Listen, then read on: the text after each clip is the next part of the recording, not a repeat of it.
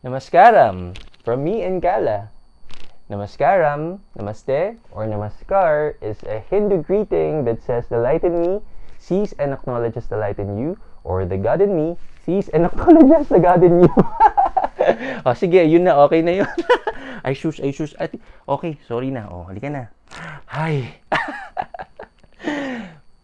My name is Marky Mendoza, and welcome to Reiki with Marky, and yet another meaningful episode here in our YouTube channel. And you know how it is, it's the most anticipated episode for the week, and this is your weekly tarot reading. This is going to be for our November 1 up to 7, 2021. And you know how it is, it's not just a new week, it's a new month. Whew, and I know yung energies natin for this week, no matter how it unfolded, it is still a blessing. So ito na naman tayo, magbibigay na naman tayo ng gabay para sa lahat.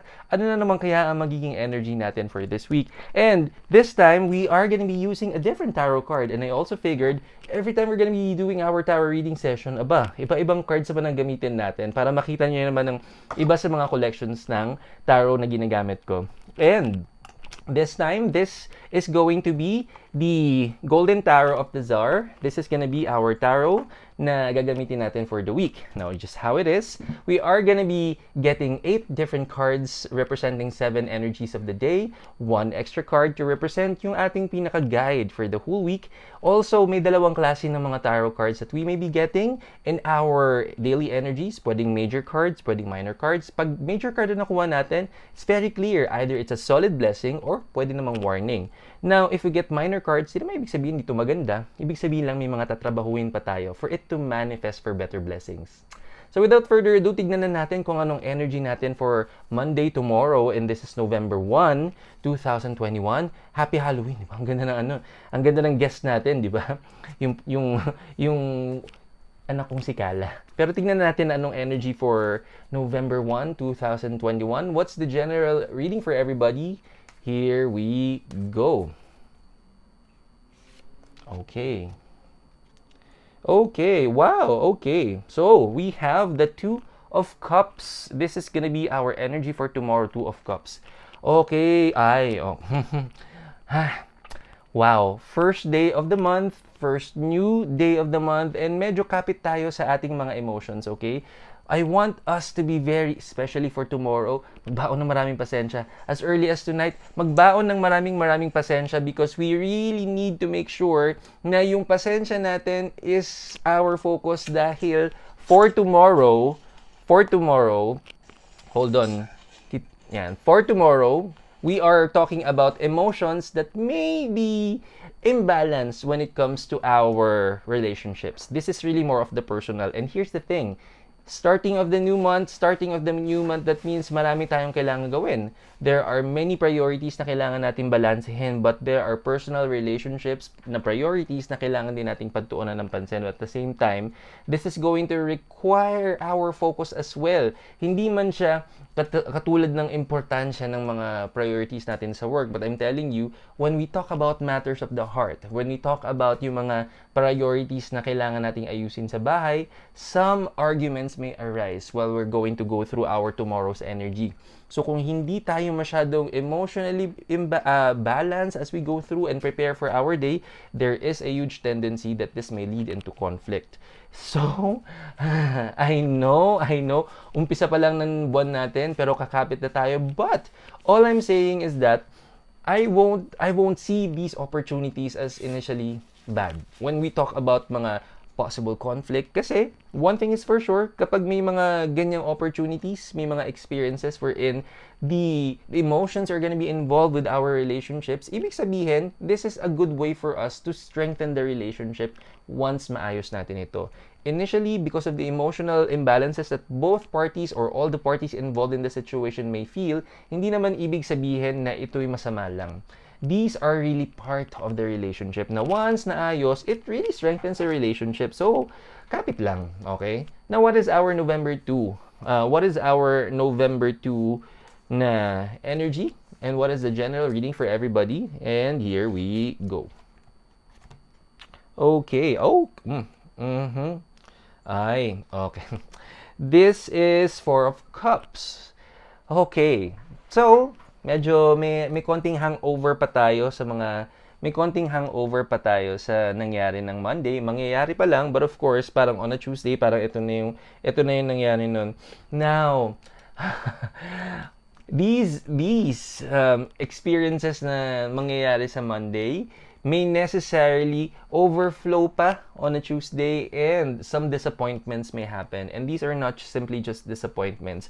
I am talking about if we didn't do well in rising above that situation na mangyayari on Monday, this may lead into a disappointment na baka may masabi kasi tayo na we didn't actually mean, but then again, kapag na-realize mo na kung ano yung nasabi natin and the exchange of mga words and the choices of words na nagamit natin, if it's not 100% well thought of, mas marirealize mo yung impact on Tuesday. And here is the thing. You know how it is, especially if you don't mean yung mga nasabi natin and then we just realize it after. May malaking tendency kasi na mas mabigat ang balik noon sa atin. Kasi when we realize na pwede naman pala nating, or kung meron lang tayo sanang mindfulness na naibigay para hindi tayo mas makakasakit ng damdamin ng ibang tao, we could have done it. So this is a very good lesson. Now, I am feeling a lot of the feeling of remorse will be very strong on Tuesday. And here's the thing, there's a chance na mawalan ka pa ng focus sa trabaho just because these are also important things and happenings in our life.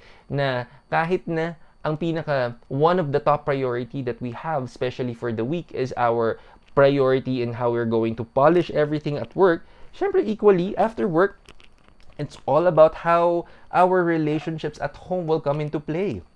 And I know, these are all important as well dahil no matter what we do at work, behind it all, our biggest motivation is actually our home, our family, the people in our household. And imagine that, even if napakahaba na ng time na i-google natin para sa priorities natin sa work, pagkatapos nun, everything else is all about our family, our home, and our loved ones. The least thing you would want to happen is magtuloy-tuloy yung friction. You have a strong chance to make it better on a Tuesday. So when you're feeling that you would have done things better, this is the call for action for you to do it better. Hindi masama na to also be the one to initiate yung pag-aayos. May say, humility will always save us. So this is a very good lesson for Tuesday. Ano naman kaya ang ating November 3? Ano po ang magandang energy? Ay, manifest na natin. Ano po magandang energy ng Wednesday? Okay, here is our general reading November 3. Here we go. Ay, speaking of... Okay. Parang tatlong araw... One thing is for sure, 3 days straight, we are getting, like, it's an emotional roller coaster ride for this week. And I'm telling you, this is five of cups. Now, look at this. Look how interesting this card is. Now, not that, I'll give you another warning, ha? This is really an emotional roller coaster ride for everybody. Now, remember, Tuesday is about humility. Tuesday is about how we are gonna be forgiving and allowing peace and the peace of mind for all the parties to happen. But I'm telling you, on Wednesday, it really feels like hindi pa siya matatapos. So the conflict has created this domino effect, and this is already the third day of the week, November 3. Ang mga magugulat kasi kayo na in the energies na nakukuha natin so far is really telling us na if we do well on a Monday, we can already have an opportunity to not have a domino effect. That's why the mindfulness is the only thing that we are wanting to focus, especially tomorrow. However, I know there are times kasi na even being mindful is kailangan natin ng rhythm dyan. Kailangan natin ng masanay. Kailangan natin siyang isa puso. Just like how we are going to adapt something new in our life, especially if you are just starting with your mindfulness journey. I want you to know that there are really times na the push and pull will really be there. There will be good days, but there will be times na matcha-challenge talaga ang ating emotions, and so, especially yung patience natin. I'm telling you, on a Wednesday, there is really gonna be a chance for you to parang to feel kapit sa humility ha, because on Wednesday parang you would feel na parang why am I doing this if I'm not being reciprocated the same way, or if I'm doing this and in the end parang hindi naman na-value yung efforts ko, na ako na nga yung nagbibigay ng nagpapakumbaba, yung mga ganyan. But there, my say, here is another opportunity. Malakas yung energy ng Wednesday natin for us to feel what's the need of being humble. My say, if this comes to mind, or if at some point maramdaman natin, I'm telling you, humility will always save us. And it's not always about who wins in battles, o kaya who does have the upper hand in these situations. I'm telling you, mas maganda na yes, these things are in the surface, but through it all, it's all about how the parties will learn in this lesson. Not about kung sino may mas masakit na masasabi, sino yung mas may point, sino yung may mas magandang argument. In the end, the goal is to fix everything. The least thing you would want to happen is to continuously have this parang exchange of mga unnecessary na mga emotions, words, and the choices of words. Honestly, there is a lot of opportunity for us to be mindful in choosing the words that we're going to use. Lalo on a Wednesday. Now, if we can also be more discerning sa mga bago natin i-verbalize before we start taking action, be mindful. Is it gonna do good? Is it gonna focus on love? Is it going to promote the greater good? And if the answer in any of those questions ay hindi, then think twice before you act on it. Okay, emotional roller coaster ride na tayo, but what is the general reading for Thursday? This is November 4, 2021. Here we go. Tuloy-tuloy. Okay, so we have Three of Cups. Okay. Looks like the theme for this week is really emotions. Okay? So mukhang, okay, kumapit tayo ng maigi.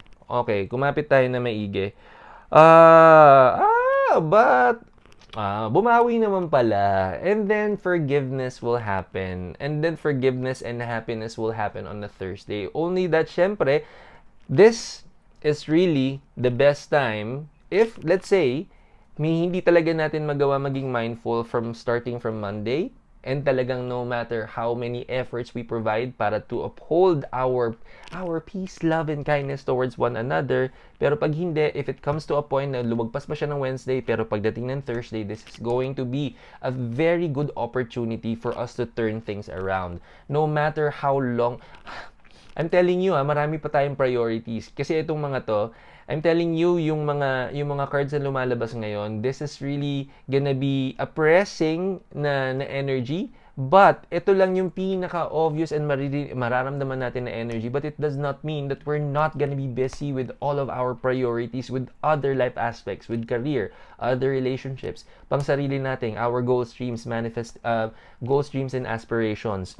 This is all gonna happen all throughout these days. Pero ang pinaka-pressing, mas madadama mo kahit ang dami mong kailangan gawin.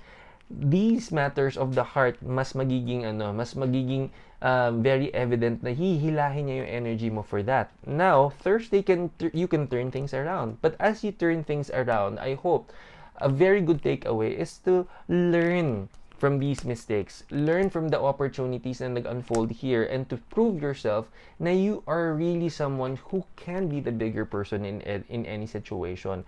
Why is it important? Kasi you know what? You will be rewarded with once that you are able to rise above this, and once you're able to become the bigger person, the reward that comes out from this is that you will be someone who will deserve more respect, more love and respect towards the people who witness you becoming the bigger person. And that is very inspiring. Kasi let's face it, in a time and age we're in, bashing is everywhere. We are all here with our own rights for us to verbalize our own opinions and thoughts about any particular matter. There are really times that we see this as our rights, but sometimes we tend to overstep on other people's same rights as well. And sometimes we tend to forget that humility will always be a good choice for us to take in these situations. I'm telling you on Thursday, with the kindness that you will provide, this will inspire many people. Ano kayang Friday energy natin? Tingnan natin. Lord, puro emotions na po ng Monday to Thursday. Ano naman ang Friday energy natin? Here we go.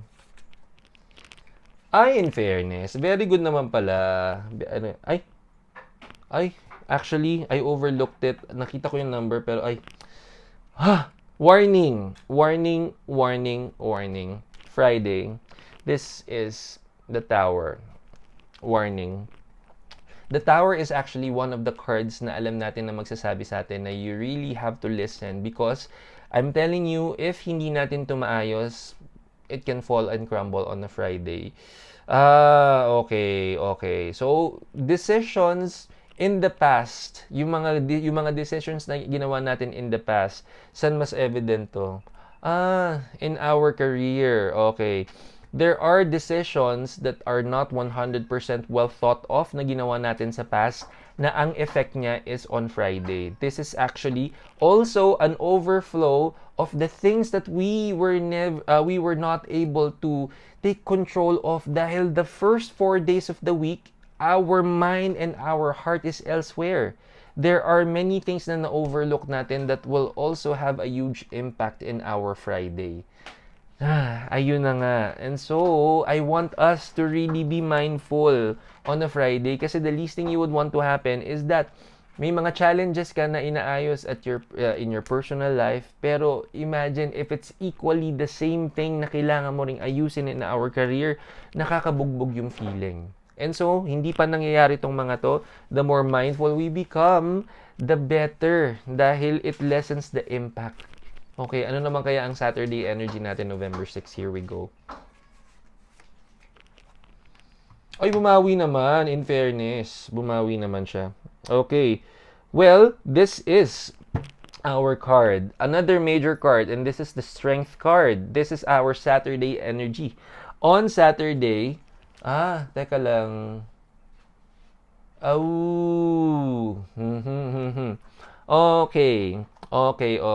Now, this is another warning for everybody. This is another warning because I want you to know na just because you can, and I'm telling you, there will be an obvious opportunity for us to stand up for our rights, to stand up to what we are believing is right, to what we believe is just and fair. But I'm telling you, when we know what is right, what will be best, but knowing it is one, but if our actions may involve that we just don't know it, if we try to apply a different intention, and if nahaluan yung intention natin, if we just have an intention of being fair, being just, being very fair to everybody, and knowing what greater good is about,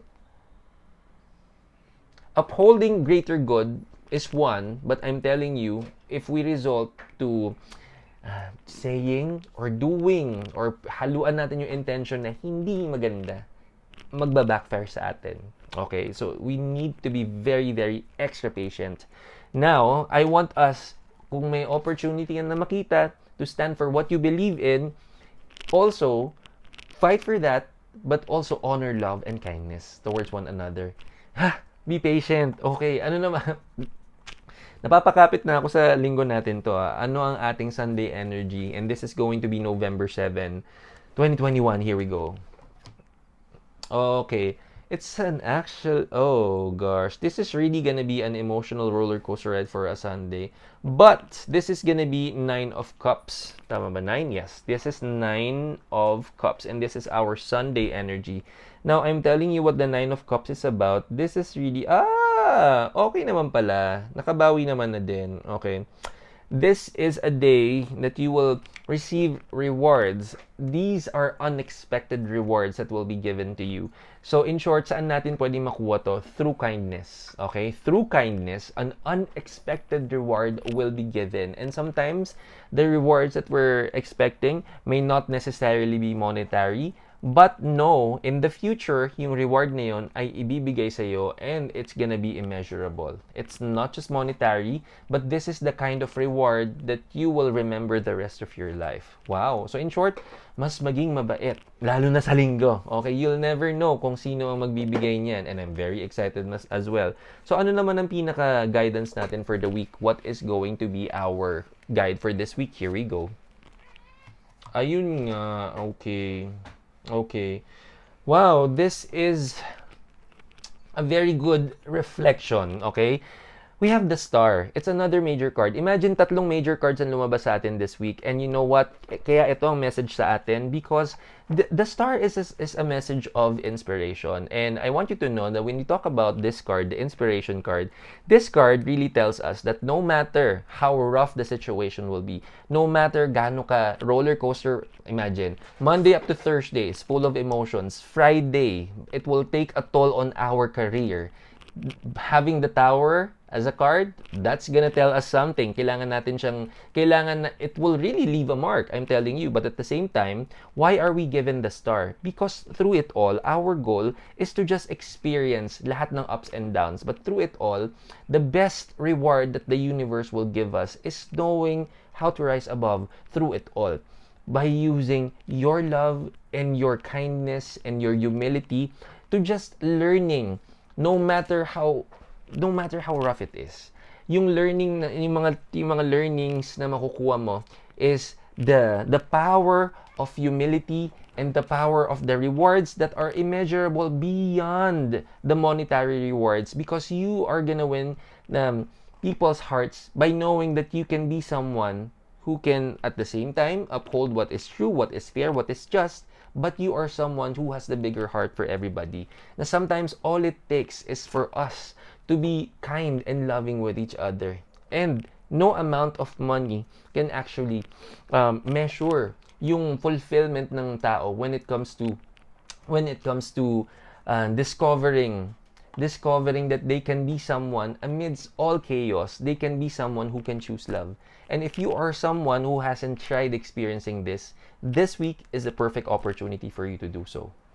That's it for our weekly reading for this week. I hope you do like this episode, and if you do, please do not forget to give it a good thumbs up. Also, tomorrow I'm going to be posting another video, and that video will also show you our winners. Finally, our winners of our first raffle draw. There are a lot of prizes at stake. We are giving away workshops for everybody. So, if you like this episode, I would want to see you on Tuesday, Tarot Tuesdays, because we're gonna be giving 3 card spreads for all the participants, and syempre, lahat na magpa-participate will equally have a chance to win prizes at the end of this month and to draw prizes again for our upcoming workshops in December. But for now, this has been Marky Mendoza, laging papaalala to keep trusting the process. Happy Halloween and namaskaram!